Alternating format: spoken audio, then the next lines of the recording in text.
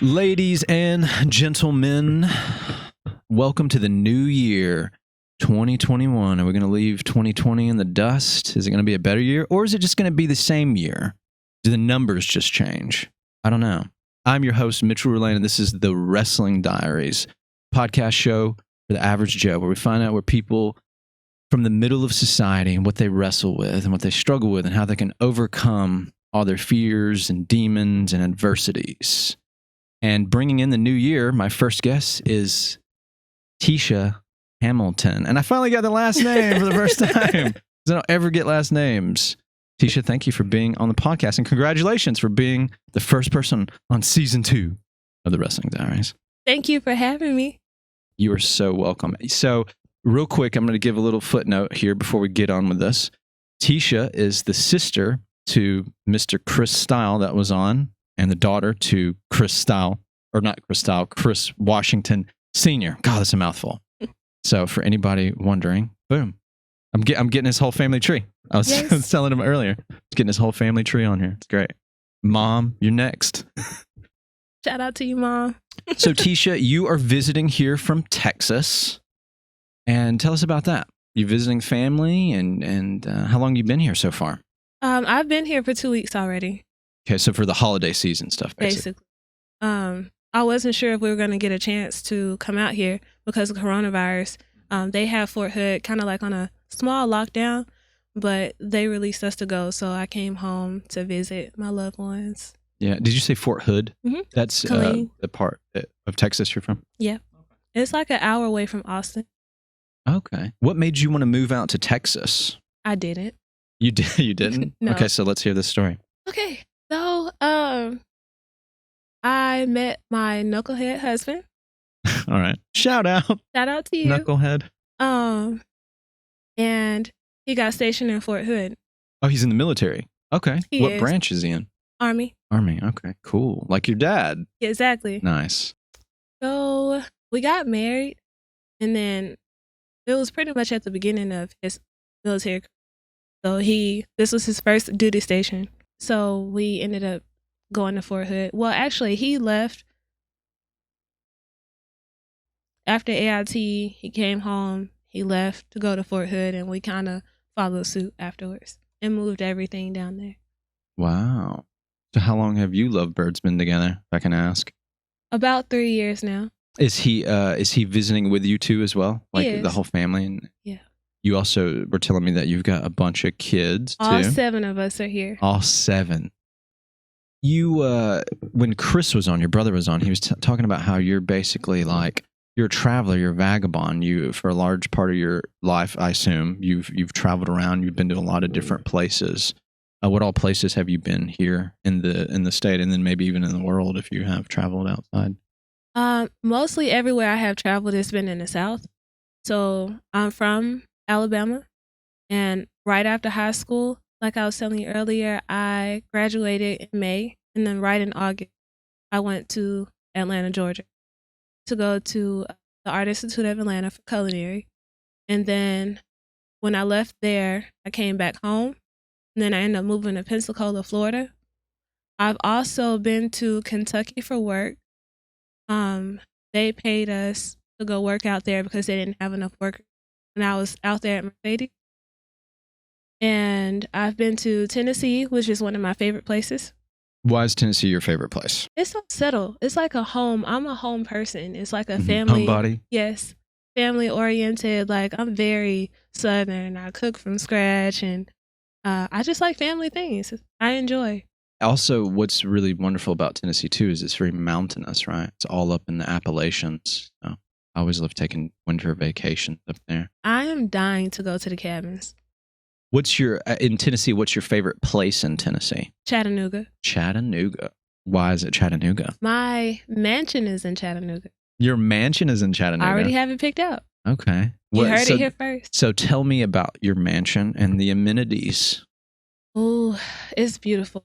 It has 8 rooms, 6 bathrooms. Jeez. I want to come to your house for Thanksgiving. It has a guest house. It has an infinity pool. It has a sauna outside. I don't remember how many acres of land, but it's huge. It's huge. What's an infinity pool? This is like the third time I've heard this. I haven't actually asked somebody. What is that? So basically, infinity pool kind of remind you of a waterfall. The water keeps recycling, so it doesn't just settle. Like that, right? Because still water becomes stagnant. Mm-hmm.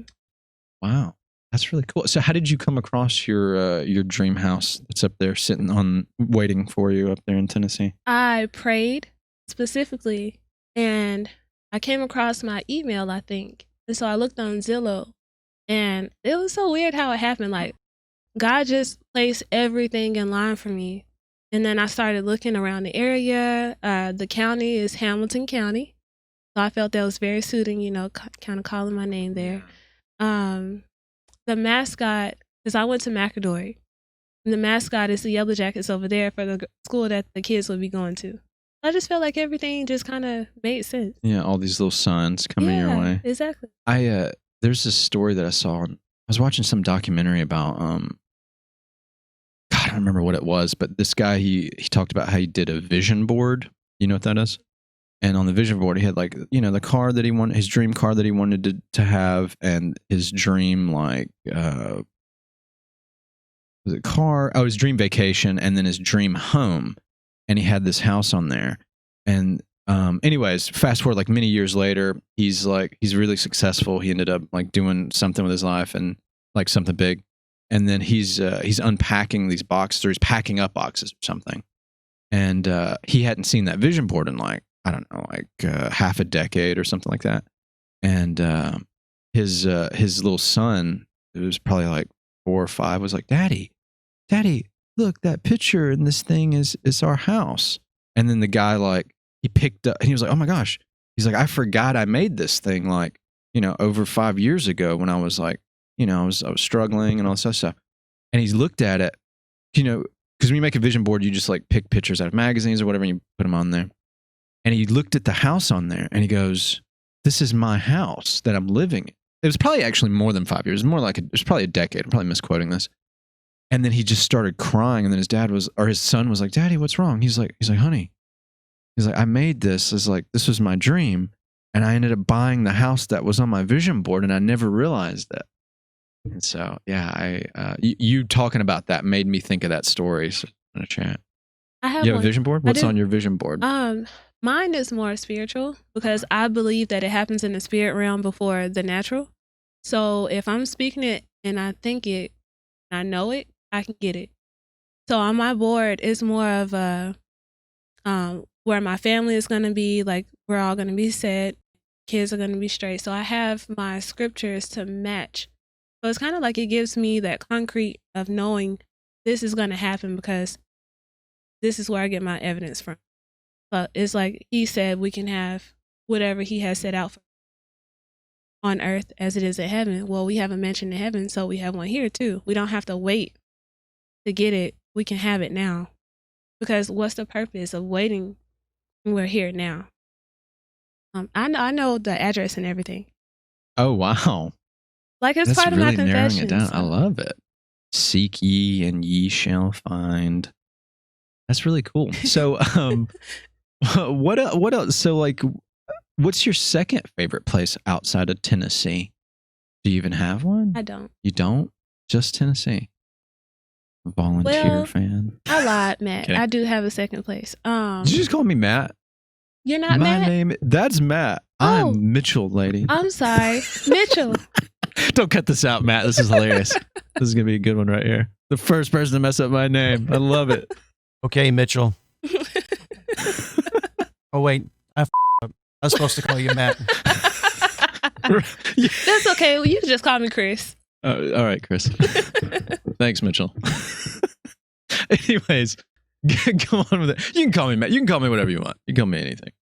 Can I call you crazy? No, I'm just kidding. Yeah, you can call me crazy. I am crazy. I'm absolutely crazy. Everybody has a little bit of crazy. Yeah. You got to be crazy to get stuff done. You do. You really do. Who wants to be normal?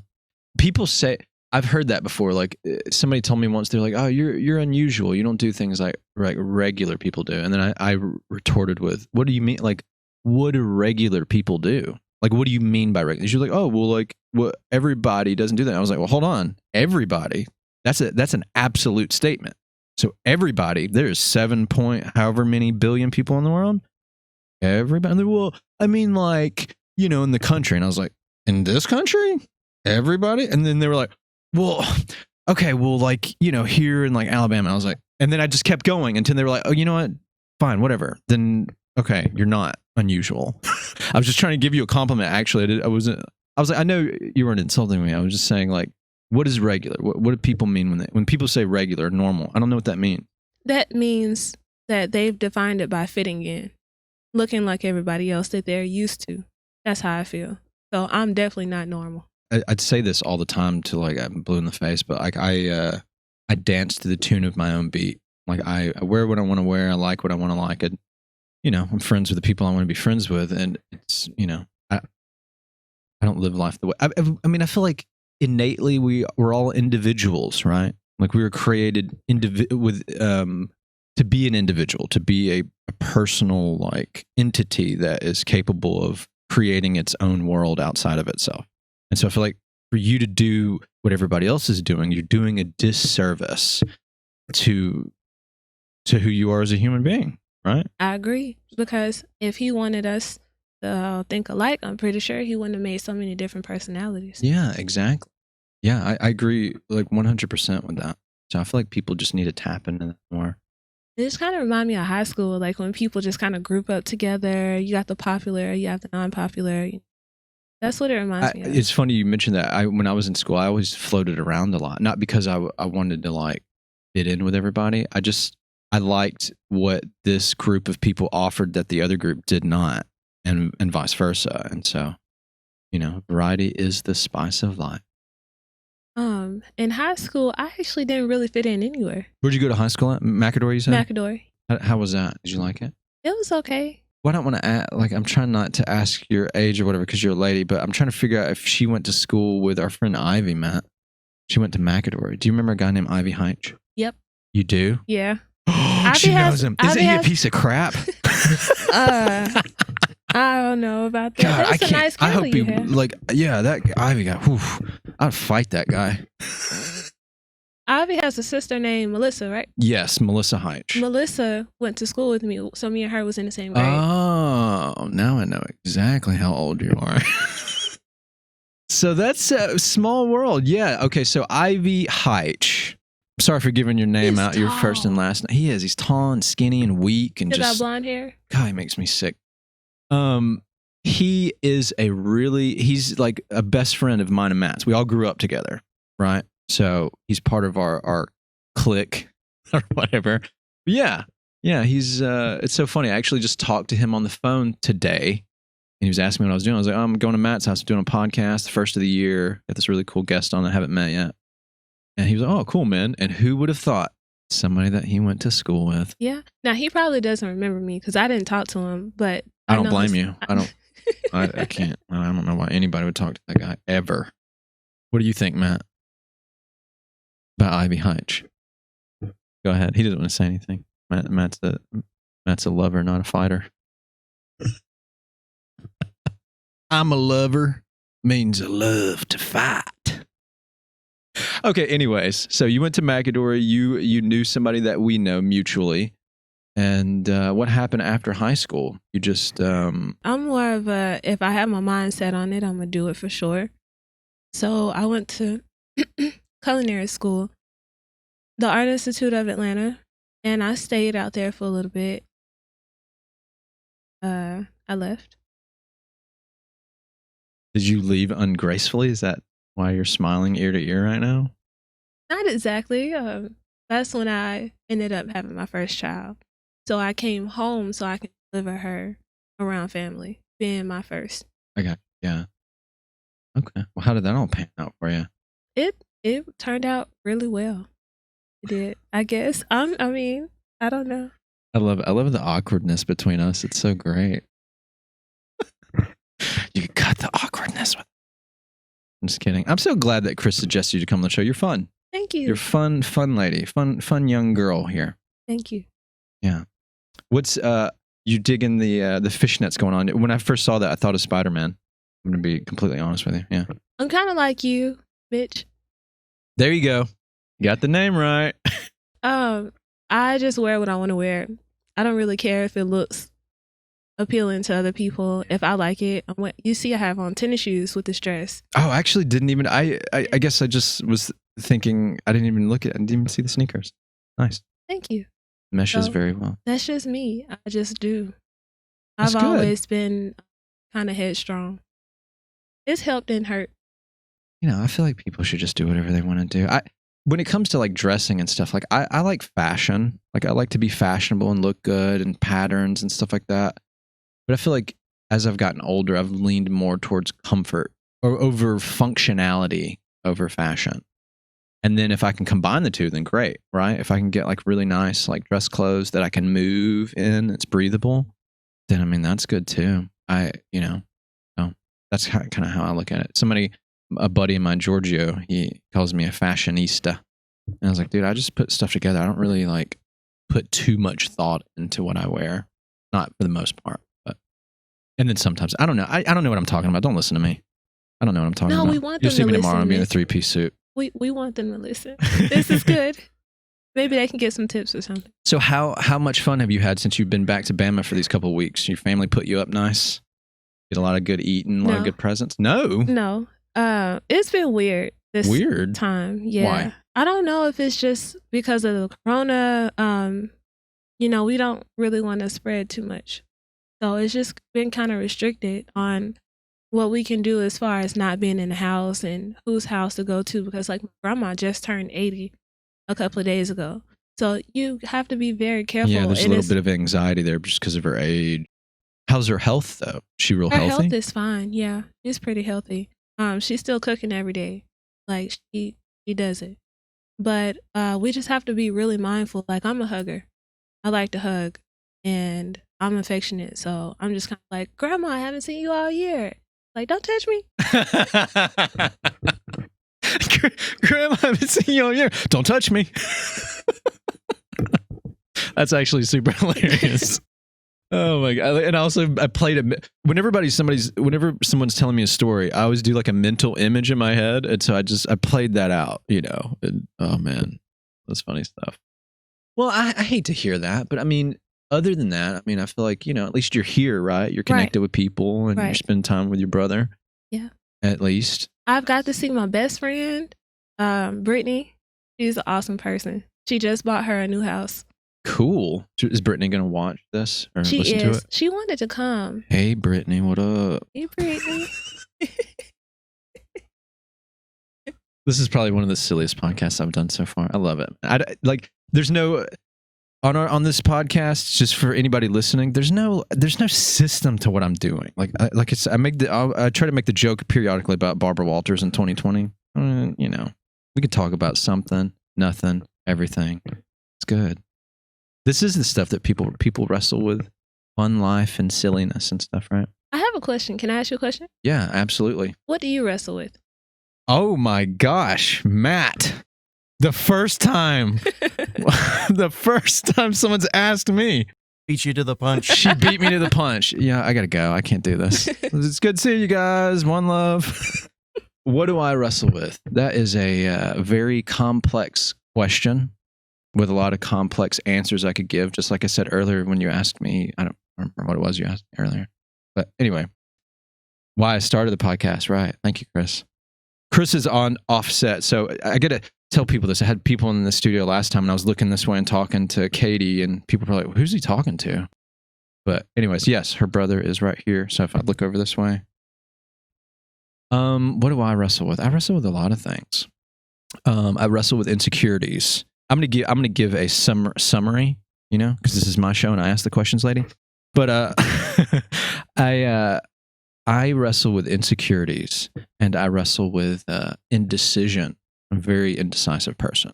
I go left or go right, left or right, left or right, left or right. I don't know what to do, and then I don't do anything. What else do I mean? It's a lot of things. Like I feel like it's like a laundry list of things. Perfectionism. I had a last episode. I had the youngest guest I've ever had on the show. Or they're two teenage guys, two brothers. One was 16 and one was 14. And one of them talked about how he wrestles with, he hates failure. He hates failing and looking dumb or not getting, like, people like thinking he's a loser or something. I don't think he said that exactly, but I'm just, paraphrasing. But he wants everything to be perfect, everything he does to be perfect. And I told him, I was like, dude, that's me. You're preaching to the choir. I try to remember when I was in media business school, they used to pass this tagline around that said analysis paralysis. Like, you're paralyzed by overanalyzing the things that you're trying to accomplish in life. And sometimes you just have to do stuff, Like, if you never jump in the water, you're never going to swim. And no matter how much you research or read books on it. And so that's one thing that I wrestle with, I wrestle with, even though I like to say that I don't, care what people think, I do wrestle with people's perception of me. Like, I want to be generally well received and loved and stuff like that. And I think that's a thing too. Yeah. The internal, and then also deal with acceptance. Yeah, acceptance. Yeah, it's funny because the other guy's younger brother, that was his thing. He wrestled with acceptance. He wants everybody to like him. He doesn't want people to talk about him behind his back. But all those things aren't realistic. They're not realistic. That's not the real world that we live in. Nothing is perfect. People are going to dislike you. People are going to like judge you and critique you. And you just have to like roll with the punches. So, yeah. Didn't even notice the punches that you roll with. Yeah. Holla. But yeah, that's some of the stuff that I wrestle with. And I'm giving a very brief, like I said, summary of it. But yeah. And what I love about the things I wrestle with, and what I've also realized with also getting older, is that the things that you wrestle with, sometimes you'll probably wrestle with certain things for the rest of your life. But the fact that it gives you something to keep fighting with is what makes you stronger, as long as you don't lay down. I actually like that question. And I know that's your question.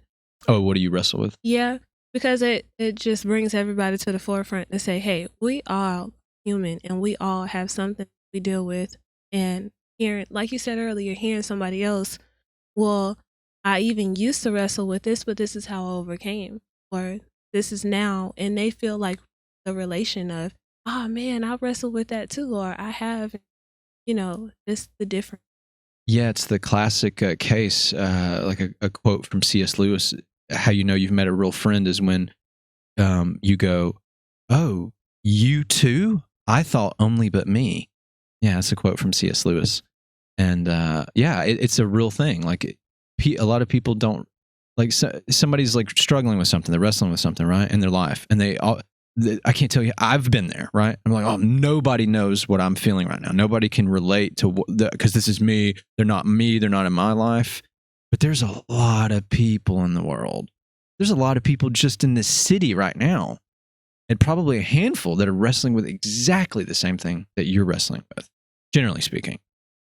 And you didn't know it because you're not connected to them. And then if they do find, they hear you, they hear your voice, and then they're like, oh wow, I'm not alone. And I feel like that's a very important message to spread out, with people, especially in the local community. What do you wrestle with? Ticia? My biggest enemy is that I wrestle with is trust. I find a hard time really trusting people. And like, I guess it's a mind thing. It's like, I don't know your intentions on. It's kind of weird because I do have a big heart, and I'm willing to give and help anybody in need. But when it comes to letting them in, no. Because I guess because of the history, being hurt so many times, it's just like, well, I'm still willing to. But then I was like, okay, well, I try to keep myself in remembrance of a fist. So if you have a fist, nothing can get in and nothing can get out.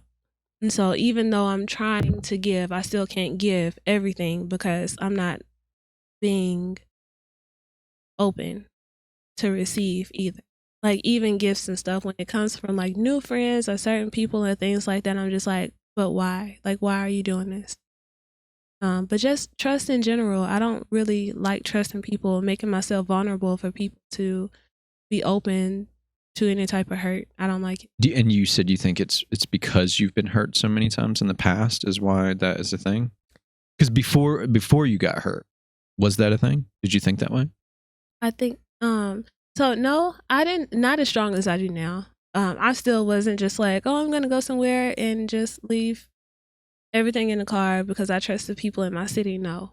I mean, I trusted a little, but it was never just like an open thing. I'm kind of more like let me see how this goes. And I feel like if I need to trust you, then I will. But I think you had asked me another question. I remember my answer. Don't remember the question.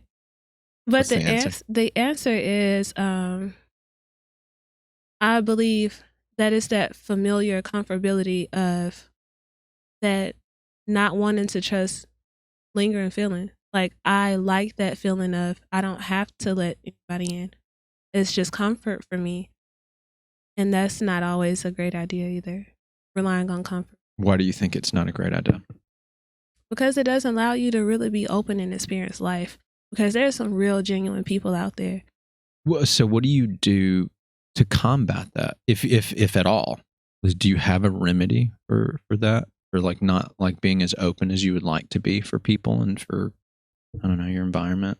I'm working on it. I've made a couple of friends and I'm learning to trust. I mean, of course, I have my best friends for 10 plus years, but it's that initial, like, hey, right, now we're friends. Ready. Let me see where this goes. I mean, it's kind of weird to explain. It's also too, when you become an adult, it's harder to like kind of make new friends, right? Especially if you had friends from that you grew up with, you've already built a foundation, right? There's so much time there. And so like other newer people coming in your life is usually, I mean, well, I'm saying this, right? This is my own personal opinion. There's probably people out there that make friends like every 5 minutes. But for me, like I've set up a foundation of people that I grew up with, right? They're all I knew. They basically are family, right? Without actually being blood related. Maybe they're closer than that because of the connections we made. And sometimes it's kind of harder. It makes sense though. I mean, when you leave yourself open, it's like a dog will like lay on its back and like show you its belly, or a cat when it trusts you, because it's showing you the soft part, the part that you could kill it very easily with, right? So, I mean, I guess we're kind of built the same way. And then if you've had a rough patch or rough go at it, then you're kind of more sealed up in your shell. And it's more so of situations, like I said, of being open and vulnerable in a sensitive way. As in, like, if I open up and tell you my life story, I don't really care how you look at me, but what you do with that information concerns me. Because I've had people that I really thought were close to me, and I'm like, hey, I told them something in confidence, and next thing I know, somebody else knows, and that's a problem I don't like. Yeah, based on what you just said, that's the reason why I've kept to myself, just to myself about so many things in my life, because I'm so afraid of like what people, like you said, what people will do with it. You don't know what they're going to do with it, and you love to like know that sometimes people even give stuff out on accident. I've actually seen that. I've told secrets to people or stuff in confidence, and they ended up like getting it out there, but it was unintentional. Like they weren't doing it to be an ass or anything. They were doing it because they just didn't think about it. They're just talking, they're just shooting their mouth off, and then it just slips out. Because I've done it before, and then I've been like, oh man, I'm a terrible person. I'm a terrible friend. How could I do that? And I'm just beating myself up my head for a week about it or whatever. Life is a really crazy game that we play. I agree. I was thinking about this the other day. I was like, all the things that you know and that you do, sometimes you realize the things they shift around, and you're relearning stuff, or you're reevaluating something that you thought you knew very well. Everything's just changing, and I feel like life is like, it's like an ocean, right? You have to go with the way the tide's going, and you just have to swim with it sometimes. Otherwise, you'll drown. Man, we just got super deep. We went from like goofing off, you get my name wrong, and us forgetting what the questions and answers to things were, to like, got deep, ladies and gentlemen. It's necessary. Another thing that I've wrestled with Well, I don't anymore, but I used to. Insecurities in myself, self-esteem. It's just one of those things where, I feel like a lot of us go through where sometimes you just feel like you're not good enough, or you don't look this enough, or this isn't look up to the standards or whatever. But then I just have this I don't care mentality. And I'm just like, hey, I was made this way and I can't change. Based on what you just said, that's the reason why punk rock is my favorite music of all the music. And I love every single music that's out there. But it's not even just necessarily the aesthetic of the music.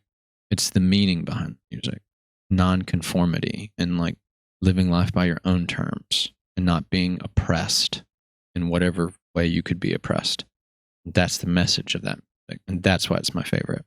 Not because cause there's lots of other music sounds way better than punk music. Punk is not, the pretty cheerleader. It's like the nasty looking kid in the back that like eats his fingernails or something. But if you get to know him, he's a great friend. When you say that, I think about like everybody is taught like color inside the lines. And then when you're talking about punk and how they just do, it's like, I'll color how I want to. I don't care about these lines. Yeah, exactly. More people should want to be like that. It's not for everybody. Some people, they want to go with the flow of the way people think. And there's nothing wrong with that too. I don't want to demonize people for whatever they want to do. You want to go with the flow. You don't want to go with the flow. Just do you. Do whatever you're called to do. That's what I say, Well, how do you feel about that? You agree? I agree. You agree? Agree. Good. 100%. You better agree, lady. Something I want to point out too. So your brother Chris was on here, your dad Chris was on here, and then now you. All of you, you're all. I can tell you're related, but you're all so very different. You're so different. Like you are so different than Chris, and you're so different. And your dad's so different from him, and he's so different from you. And are y'all all like that? You all just like these bundles of personality, these cults of personality. Basically, yeah. That's really great. Because I know a lot of like some families, and they all congregate together, so they all kind of like. They carry themselves similarly, which makes sense, right? You're around people, you pick up their mannerisms, the way they speak, the way they move. And you guys, you definitely play that whole creative individual thing well. I can tell that's a big gospel in y'all's family so far. It is. That's the foundation. That's the kind of family that I want to build for myself. I want us, when I have kids or they have kids and we spread and we start growing, like I want them all to understand these concepts. I want them to be independent in thought and in action, and to follow like whatever they're being called to follow. And I'll support them whatever it is. I really respect my parents, especially having kids now. I can understand more now what they had to go through then. So it gives me even more respect for them. But even growing up, like we all are different, but then we have something that are a lot alike. I'm an artist like my dad. So I paint, I draw, I hair, cook. I mean, there's a lot that I like to do. I love art. So there's a lot of similarities too. Yeah. I mean, you're all artists. That's the biggest similarity between all of you that I've seen so far. That's like the catalyst, I feel like. It's the centralized neutron that's there and everything else or not neutron, nucleus. And everything just spreads out from there. It's really great. Wherever you're at in your life now, and I don't know exactly where that is. I know you're still growing and you still have aspirations and things you're chasing and things you're going to capture. But do you think you're at a place that you thought you would be 10 years ago? No. I never thought I would be with this big of a family in Texas, like nothing. If you could open up the portal of time and peek your head through it and talk to yourself 10 years ago, what would you say to her? Slow down. Slow down? Slow down. Why? Why would you tell her to slow down? Because I would put more thought into my decisions. Like, don't just make, what's the word I'm looking for? Not quick, but it's like a better word than quick? Sporadic. Yeah. Spontaneous? Yeah. Spontaneous decisions, like just on the go. Like I said, I have always been headstrong, but sometimes we just don't think about certain things and where we would end up. later. So I would stop and I would slow down and probably think about it like, okay, if I do this, what's going to happen in the future, by me making this decision? Yeah, and you just jumped into it. Exactly. Because even not making a decision determines also where you will be. What do you think is better, though? Not taking a risk or just taking a just bold face, like you're not even looking to where you're going risk? I don't have a simple answer for that. Oh, no.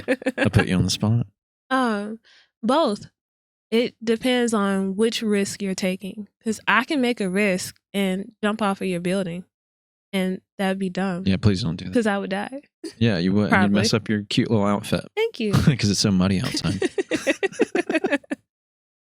Or I could also take a risk and buying a building for the gifts that my family has and investing in that. And that will be much more effective than jumping off of the roof. Yeah, absolutely. The thing that I've learned, and I feel like it's basically what you're saying here, is like when I was younger, I like to be super risky about everything. And then my mom's like, you got to stop this. You're going to kill yourself. You're going to get hurt. All this stuff. You don't need to do this. You need to be safe, safe. She's all about like just not going outside. Stay inside, just watch a movie. You don't need to go out. It's dangerous out there. Well, I mean, come on. And so then I was like, okay, so then it's better in life to not take risks then. Because if you don't take risks, mathematically speaking, your level of failure or pain or turmoil is lower, statistically speaking, right? So it's math, and I'm all about math. And then I realized as I got older from there, I was like, but if you really want to take yourself somewhere in life, you got to take risk and you got to throw caution to wind, and you can't just like, you've got to like risk things. And if you fall on your face, oh, well, you get a learning experience from that. Why do we fall? To learn to pick ourselves back up. But then I also learned that sometimes you got to be smart about it too, because some people, they take that and they just go and they just, they just do whatever. Like they're just taking blind risks and they're like causing themselves more pain and turmoil that they could have avoided. So then I realized the best kind of risk to take is calculated risk, a risk that is a risk, but the reward is, I don't know, infinite or incredible, right? And then if it's not, then whatever. But if you end up like the risk comes to fruition, then you're rewarded with something. And I feel like that's probably the most important risks to take. The calculated ones, the ones that have a little bit of thought in them, not ones that are so, analysis paralysis. Yeah. Can I quote something? Absolutely, please do. For your mom? Yes. Yeah, she'll never watch this or listen to it, but please. Okay. she'll be like, Mitchell, I know you, Matt, do radio show. I don't listen no music. You crazy boy. You crazy Americans and your radio. No, did that sound Dutch? I was trying to sound like with broken Asian English. She's Asian. Yeah. I didn't get Asian. Baby, you do radio. Oh, you crazy. How Matt Mama doing? You skinny. You know eat, baby. What you do? Oh, you eat too much. You fat. Anyways. All right, go. Oh, the quote from my mom. You know I'm weird, so I gotta do it. No, not you. You're definitely not weird. You're super normal. You'll probably think I'm weird after this one. You said like, she's like, don't go outside. It's dangerous. Yeah, she lives life very sheltered. I mean, she was in the military too. She's had a lot of trauma in her life too. I think a lot of that has to do with that as well. She came from a third world country. It's not anymore, but at the time it was. And she was in the military, and she came over here in a time of war and pain and death and turmoil. So I don't know, a lot of that's stuck with her, I guess, maybe. But I have to. It's my favorite movie. Go ahead. I laugh at the face of danger. Ha ha ha. I laugh in the face of danger. No, that's from The Lion King, right? Mm-hmm. Yeah. Yeah. Mom, Ma, if you ever watch this, I laugh in the face. I just do whatever with whoever, whenever. No. I'm kidding. Thank you for that. I appreciate it. Shout out, Mom, Mother. Speaking of, your brother Chris was talking about getting your mom on the podcast. Yes. That would be cool. What's her last name? Because I don't want to get it wrong. She's Cobb. Cobb? Yeah. Miss Cobb. Would be an honor. My honor. Get you on. on here? See what you wrestle with. She's a fox too. I know. I met her that once because I was hitting on her. Was it 10 years ago or whatever? I thought she was the sister. Oh man. If somebody out there is listening or has listened to this podcast, watched it, which I'm sure they will, they better. And they're struggling with their own directions in life and their own insecurities, and maybe they're moving too fast, right? 10 year ago, what would you say to them? What advice would you give to this person? I would just say, think about it first. Think about it. And a lot of times we make decisions off of feelings and emotions. So that's how I've learned to manage better decision making. I slow down, I think about it, and I'm like, okay, this is how I feel for right now. And so after that feeling, I go back and I reconsider, okay, is this still how I feel now that this emotion is gone? And if it's a yes, then I pray about it personally. And if you're not spiritual to pray about it, then I would just kind of look into, like you said, a little calculation, like, am I ready to have this family? Am I ready to settle down? Am I ready for a different job? Is it time? Just kind of calculate. And it's not always about making more money. Sometimes it's about what makes y'all happy. So I would just advise thinking about it. Ticia, you are such a delightful human being. Thank you. So glad you could be on here. Did you have fun? I did. I bet you had fun. She's the first person to ever ask me what I wrestle with. I'm going to send you a gift basket or something.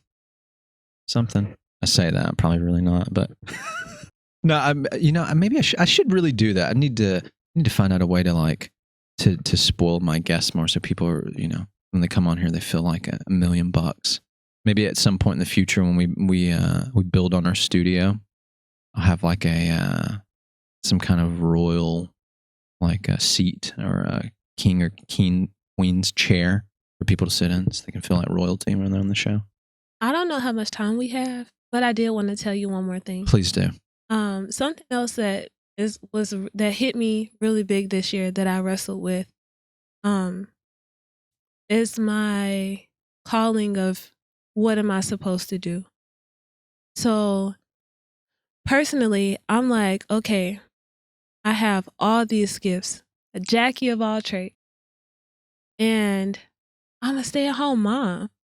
And I had to realize that my value is not in what I do, but who I am.